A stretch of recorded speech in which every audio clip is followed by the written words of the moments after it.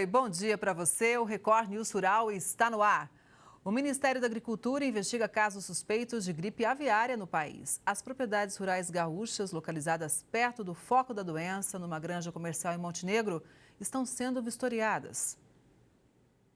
A fazenda do Leandro foi fiscalizada e, para alívio do produtor rural, está livre da doença. Tiveram aqui vistoriando, analisando, e os animais estão todos sadios, não encontraram nenhum animal doente, nem com disposição para a doença. Mais de 450 propriedades gaúchas já foram vistoriadas. Elas ficam em um raio entre 3 e 10 quilômetros da granja em Montenegro, onde o caso de gripe aviária foi confirmado. Os técnicos da secretaria vão nos locais e verificam se as aves presentes têm alguma sintomatologia compatível com sinais nervosos ou neurológicos. Tendo alguma sintomatologia compatível, é feito colheita de material dessas aves para análise em laboratório. 7 barreiras sanitárias estão em funcionamento.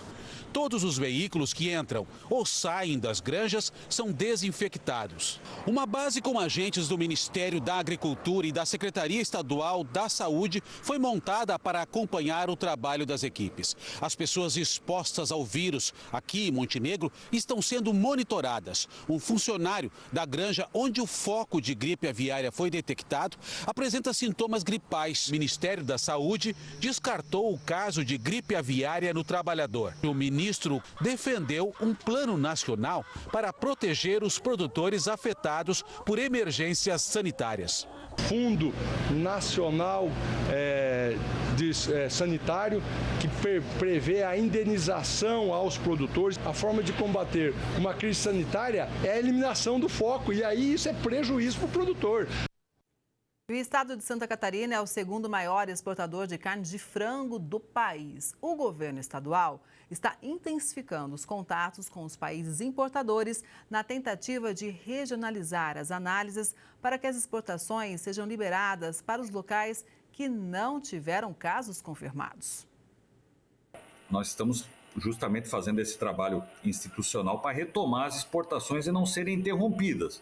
No caso disso não acontecer, vai acabar tendo uma super oferta de produto no mercado nacional, vai desregular toda a cadeia, vai derrubar os preços desse produto e também a forma com que ele é produzido. Nós temos que levar em consideração que, vamos supor, para a China vai um tipo de produto, um tipo de corte, determinado pedaço do frango. Para o Japão é outro tipo de corte, para a União Europeia é outro tipo. Então, você interrompe toda uma produção, e nós não podemos sofrer isso. Se nós ficarmos 60 dias com esses impedimentos, nós vamos perder mais de R$1 bilhão de exportação somente para esses países, e é frango que vai sobrar no mercado interno, mas precisa ser totalmente readequado, com uma embalagem diferente, tudo pronto para o mercado, para o costume e para o gosto do brasileiro. O preço do arroz está em queda. Enquanto isso, a produção da atual safra deve crescer.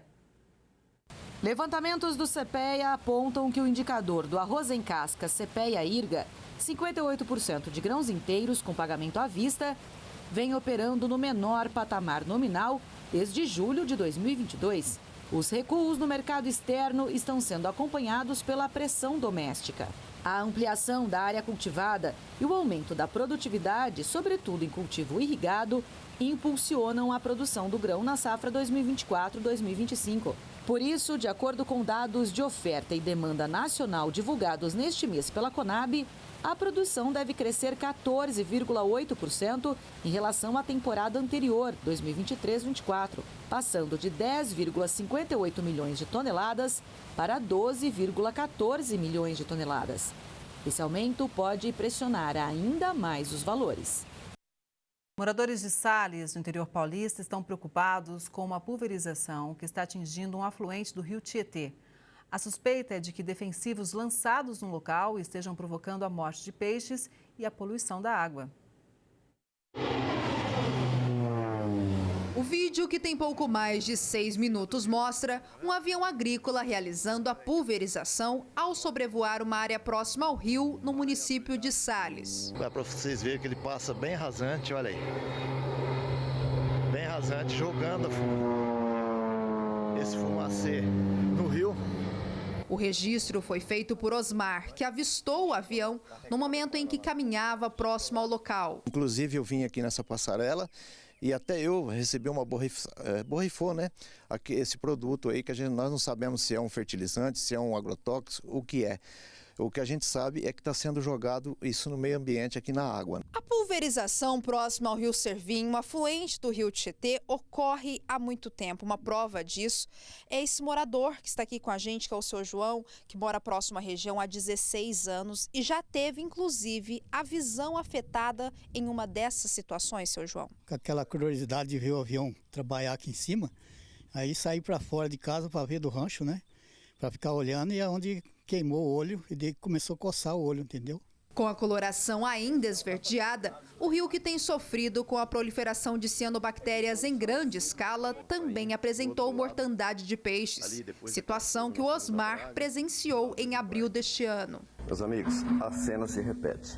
Olha só, a judiação e a quantidade de peixes mortos. Tem amigos meus aí que já foram embora, foi vários que foram embora por conta disso, porque ninguém quer comprar mais o peixe daqui, porque alegam que já está contaminado por esses produtos, esses agrotóxicos que estão sendo jogados na água indiscriminadamente. A realidade do rio Tietê já vem sendo acompanhada por autoridades por meio do Programa de Atuação Integrada, instituído pela Procuradoria-Geral de Justiça.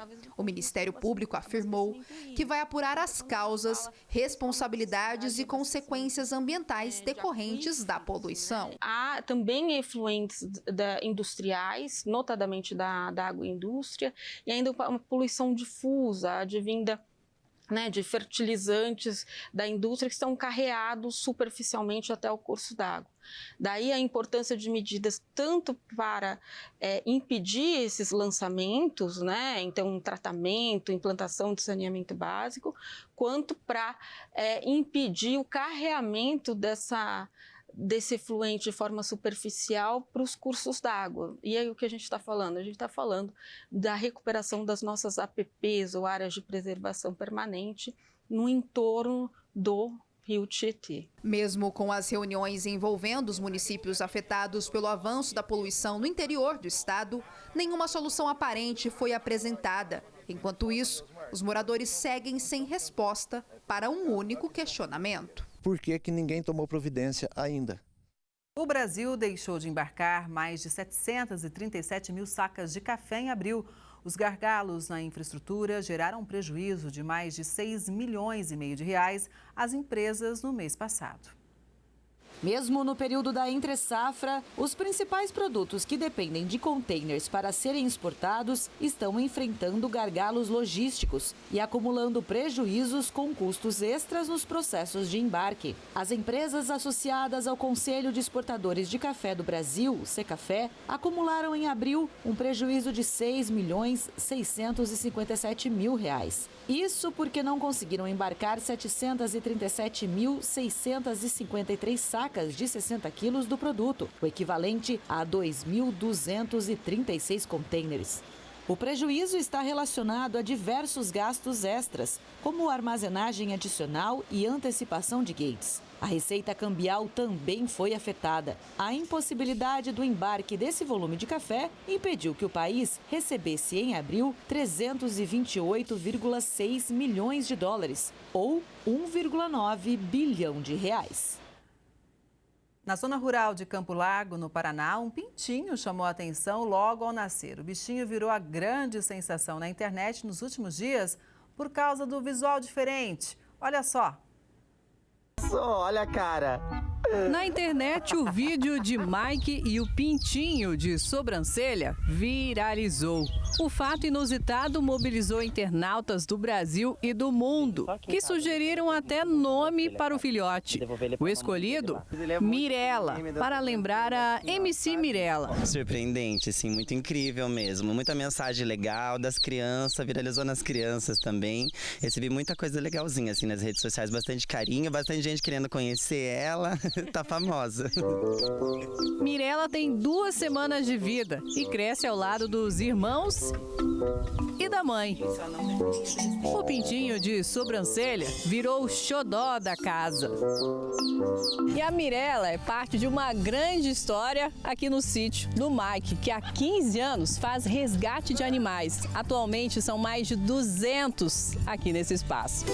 Ele mora nessa propriedade de cerca de 3 alqueires, local em que abriga desde galinhas, gansos, ovelhas, até animais de porte maior, como cavalos. Ele iniciou com as próprias mãos a construção de chalés, na intenção de conseguir uma segunda fonte de renda para ajudar nas despesas. Seu sonho? Fazer desse lugar, que já tem uma beleza exuberante, um santuário para abrigar muito mais animais, para receberem o mesmo cuidado que Mirella e os demais moradores. A Associação Brasileira dos Produtores de Milho e Sorgo participou de uma missão oficial do governo brasileiro à China. O objetivo foi fortalecer as relações bilaterais, atrair investimentos privados e avançar no diálogo sobre biotecnologia agrícola. Quem esteve no país asiático e vai contar os detalhes para a gente é o Bernard Kipp, que é diretor da Abramilho. Bom dia, Bernard. Seja muito bem-vindo ao Record News Rural. Bom dia, Kelly. É um prazer estar aqui com vocês. Bernard, conta pra gente, né? Foram tantas ações ali. Você que participou presencialmente, qual foi a principal força, né, que o nosso agro levou diretamente para conversar com o governo chinês, com os representantes chineses? Olha, primeiramente eu gostaria de parabenizar todo o pessoal do Ministério da Agricultura, o pessoal do Itamaraty, todos os outros ministérios, porque realmente o pessoal se preparou muito bem, o pessoal fez um trabalho maravilhoso de representar o Brasil, de a gente fazer uma pauta muito boa junto com os chineses em prol do nosso agronegócio. Então, eu tive muito orgulho de todos os nossos funcionários, representantes do governo, porque realmente fizeram um trabalho muito bom, muito bem preparado. Inclusive no sentido de mostrar também os nossos avanços em biotecnologia no campo, não é? Sim, olha, Kelly, a gente teve mais de 36 acordos assinados, né? Então, eu diria que foi um passo muito importante para nós do agronegócio. Na questão da biotecnologia, nós tivemos um avanço, talvez não o avanço que nós da Abramilho gostaríamos de ter, de aprovar as novas cultivares, mas o governo chinês se mostrou disponível agora a ter uma conversa mais frente a frente para a gente levar adiante essa questão das cultivares, que é tão importante para o desenvolvimento não só do milho, também da soja, do algodão, outras culturas que a gente está evoluindo e a gente precisa do ok dos chineses para poder usar essas cultivares. E em relação à produção de sementes, Bernard, o que a gente teve de conversa, de negociação? Olha, a gente teve com vários grupos do governo, tanto o pessoal técnico, como também câmaras de comércio.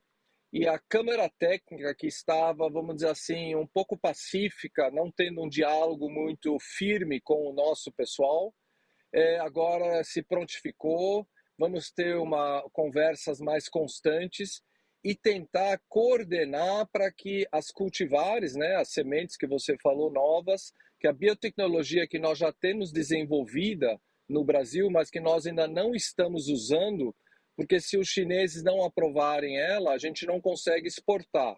Então, é esse o motivo que a gente foi lá, não foi a primeira, não foi a segunda, mas essa vez, sem dúvida, a gente conseguiu avançar de uma maneira melhor. Repito, não foram aprovados as cultivares que nós queremos, mas se prontificaram, o governo chinês se prontificou a ter um diálogo mais próximo conosco. A gente fala que quando tem a conversa presencial, tudo muda, né? Esse contato estreita relacionamentos. Você sentiu isso também? Olha, os chineses como um todo, são bastante, vamos dizer assim, protocolares e não é muito fácil discutir com eles, tá? A gente tem que tomar muito cuidado como a gente faz as coisas com eles. Eles seguem todo um ritual, então consecutivamente é um pouco lento, talvez, no nosso jeito que a gente é mais flexível em fazer as coisas. Mas sim, a gente avançou e, como eu disse, o pessoal técnico agora vai entrar num diálogo mais constante com o nosso pessoal técnico.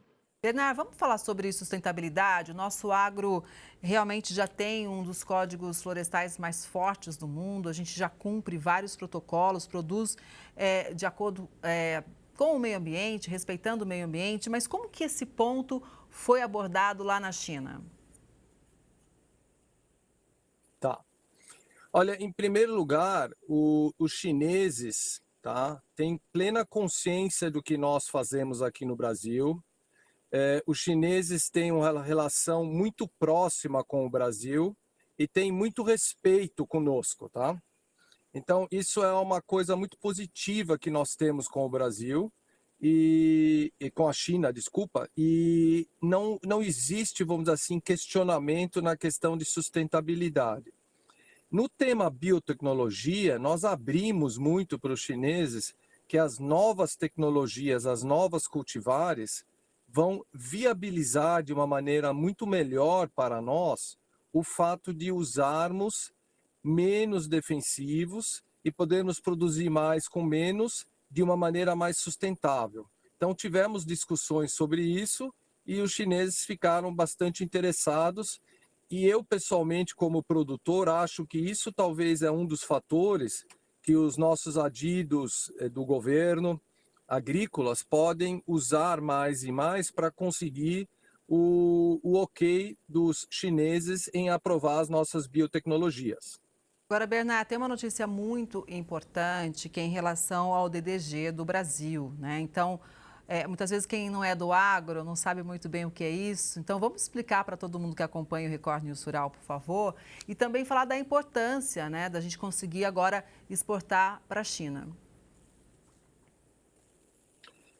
Exatamente. Isso, a questão do DDG, o DDG é um resíduo, né? Após a gente fazer o etanol do milho, o DDG é um produto extremamente interessante para os chineses, porque eles podem usar para alimentação de suínos, de frango, e eles se mostraram extremamente interessantes. Por quê? Porque eles precisam importar o milho. Então, o DDG é um ponto super interessante. Nós sabemos que não é tão fácil, tem umas questões técnicas ainda para serem trabalhadas, mas o positivo isso é uma coisa até para nós, para os brasileiros, termos muito orgulho de todos os países que exportam alimentos para os chineses. O Brasil é de longe o número 1, representando 25% das exportações para a China dos países exportados. E o segundo, terceiro e quarto lugar juntos, eles não chegam nesses 25%. Então, nós no Brasil temos uma grande responsabilidade também para com os chineses, e os chineses sabem disso. Então, de certa maneira, se nós soubermos como Brasil usar essa situação de uma maneira construtiva e jamais de uma maneira destrutiva, nós temos como aumentar ainda mais, porque os chineses têm um histórico agora de confiar na gente. E isso foi muito bem aproveitado durante essa viagem, no sentido de mostrar que nós somos um parceiro confiável. Pois é, isso é fundamental, inclusive, né? A China, que já é o principal parceiro comercial do Brasil, para que o país continue ampliando, inclusive, as exportações. Porque há quem diga o seguinte, né, Bernard? Não é você parar de vender para a China, você tem que ampliar as exportações para a China e, ao mesmo tempo, também pulverizar, ou seja, ter cada vez mais parceiros mundo afora, porque isso fortalece a nossa produção, gerando emprego e renda aqui no país, não é? Exatamente. De um lado, é muito bom ter um cliente tão grande. Do outro lado, evidentemente, sempre toda empresa todo agricultor que vende só para um cliente, ou um cliente é muito dominante, isso também traz consigo certos riscos e certos cuidados, né? A gente vê agora na questão da gripe aviária, como o nosso país depende, e por isso é, de certa maneira, super importante, e a gente está vendo como o governo está atuando de uma maneira estruturada e organizada para resolver isso rápido. Abertura de novos mercados, especialmente nós da Abramilho, tivemos nesses últimos 12 meses em vários países, junto com colegas, outros produtores, como os Estados Unidos e a Argentina, abrindo mercados novos, né? A gente teve, por exemplo, na Ásia, países como a Malásia, que aceitou agora o nosso milho transgênico e abriu o mercado para nós. Então, como um todo, nós estamos trabalhando em aumentar os nossos mercados e, ao mesmo tempo, melhorar a nossa relação com o nosso super grande cliente, que é a China. Pois é, e Bernard, o Brasil ele tem potencial, né, de escala produtiva. Em relação ao milho, né, qual que é a projeção que a Abramilho faz sobre a nossa capacidade de aumento de produção? Olha, nós da Abramilho somos extremamente otimistas em relação ao milho, porque nós temos condições de aumentar literalmente exponencialmente se nós tivermos mercado e tivermos uma garantia maior da demanda, tá? Então, isso é claro, a cultura do milho é uma cultura fantástica, não é à toa que hoje os Estados Unidos é o maior produtor de milho e usa a grande maioria dentro do próprio país, a China é o segundo maior produtor e o Brasil é o terceiro, né? Sendo que nós já temos uma capacidade de exportação e os chineses ainda precisam importar. Os Estados Unidos também exporta. São 3 pontos ali que a gente precisa ter muito cuidado. Um deles é a questão do custo do milho. O milho é uma cultura que exige mais do que, por exemplo, a soja, tá? Esse é um dos pontos. Então, o agricultor tem que ter consciência que para produzir bem o milho, ele precisa fazer um bom investimento. O segundo ponto é a questão que a rede como um todo da demanda do milho ainda não está tão bem desenvolvida como a da soja. Então, isso é uma coisa que nós da Abramilho, junto com o governo, com outras tradings e tudo mais, estamos trabalhando nisso. E o terceiro ponto é esse da biotecnologia que a gente falou. Se a gente conseguir aprovar essas novas cultivares, essas novas sementes, que se adaptam mais ao cerrado brasileiro, que são mais, vamos dizer assim, engenheiradas para o subtropical, a nossa região, nós vamos conseguir produzir mais de uma maneira mais segura e provavelmente também com um custo menor. Com esses 3 fatores, eu diria que é muito, muito provável que nós vamos exponencialmente crescer e talvez até passar a soja, mas isso com certeza vai demorar uns 10, 15, 20 anos. Até porque o etanol de milho, né, ele vem despontando também, vem apresentando potencial enorme de crescimento, né, Bernard? Olha, isso é muito importante, Kelly. Obrigado por você tocar no assunto.